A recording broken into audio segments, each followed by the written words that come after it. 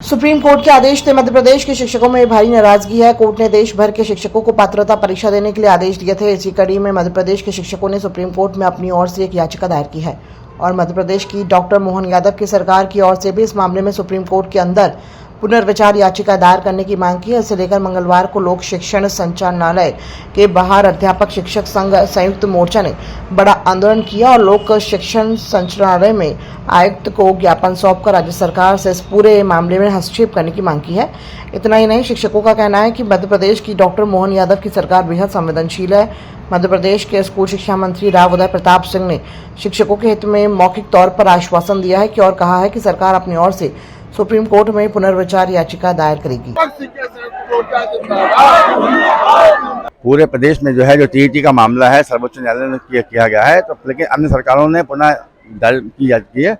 हम चाहते हैं कि हमारी सरकार भी, एमपी की बहुत सरकार अच्छी है, हम चाहते हैं सरकार जाए सर्वोच्च न्यायालय में जन याचिका दायर करें और संसद में माननीय मुख्यमंत्री महोदय से माननीय प्रधानमंत्री से अनुरोध करें कि लोकसभा में एक अध्यादेश लाया जाए और ये टीईटी परीक्षा निरस्त की जाए। नहीं, दिक्कत ये है कि जो भी हमारे राज्य सरकार ने जो परीक्षाएं ली थी, बीएचएस डीएचएस सबको लेने के बाद भी उनका अपॉइंटमेंट किया गया है। ऐसा कोई मामला नहीं, कोई आयोग नहीं, लेकिन 35 साल बाद या 25 साल बाद परीक्षा आप ले रहे हैं तो उसका आधार क्या है। दूसरा ये है कि जो 2 तारीख को जो जारी किया आदेश डीपीआई ने, उसमें बताया नहीं कौन परीक्षा में बैठेगा और कौन नहीं बैठेगा। ये उसमें विसंगति है और इतनी जल्दबाजी करने की जरूरत क्या है जब पेपर में आ चुका है और माननीय शिक्षा मंत्री ने बोल दिया है कि सरकार जो है जाएगी सुप्रीम कोर्ट में, तो उनको इस बात को ध्यान में रखते हुए पुनः सरकार को जो है ये डीपीआई अनुरोध किया सरकार से कि वो न्यायालय में जाए और हम शिक्षक लोगों के लिए एक भला है, ये अति आवश्यक है।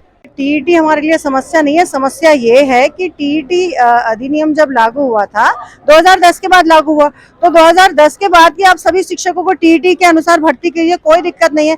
लेकिन ऐसा कब होता है कि 2010 में नियम लागू हुआ और उससे पहले के 6-7 साल के वर्षों पर यह नियम लगाया जाए कि अगर आपने ये परीक्षा पास नहीं की जाएगी तो आपको नौकरी से हटा दिया जाएगा। ऐसा आज तक कभी हुआ है? ये हमारे संवैधानिक अधिकारों के खिलाफ है।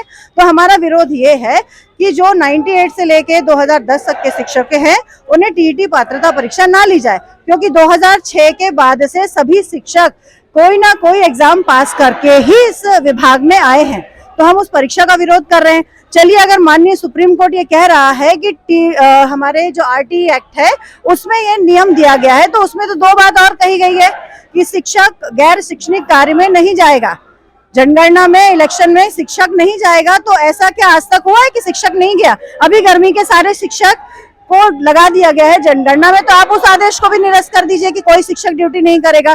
आप उसमें यह भी बात करते हैं कि 40 पर 1 शिक्षक होना चाहिए। आज किस स्कूल में आप उठा के देख रहे हैं कि 40 विद्यार्थियों पर 1 शिक्षक है? अगर आप ये 2 बात नहीं मान रहे हैं तो आप एक बात के लिए क्यों फोर्स कर रहे हैं? हम यहाँ संचालनालय में देने के लिए आवेदन इसलिए आए हैं कि हम लोगों ने शिक्षकों के द्वारा एक रिव्यू पिटीशन लगाई गई है। जब तक उसका कुछ आदेश नहीं आ जाता तब तक आप ये आदेश निरस्त कर दें कि अभी हमें जुलाई में पेपर देना है। शिक्षक को आपने जनगणना में लगा दिया, वो कब पढ़ाई करेगा, कब बताएगा? शिक्षक एग्जाम से नहीं डरता, पढ़ाई से नहीं डरता। शिक्षक डरता है कि सारी चीजें हमारे ऊपर ही क्यों थोपी जाती है। सब किसी भी निर्णय को, चाहे वो ई अटेंडेंस हो, चाहे कुछ भी हो, शिक्षकों पर ही लगाया जाता है। क्या सारे विभाग के अधिकारी या अन्य जो कर्मचारी हैं वो बहुत ईमानदार हैं, वो टाइम से आते हैं? हम शिक्षकों पर ही सब चीजें क्यों करी जाती है? हमारा विरोध ये है। EMS टीवी के लिए हेमंत माली की रिपोर्ट।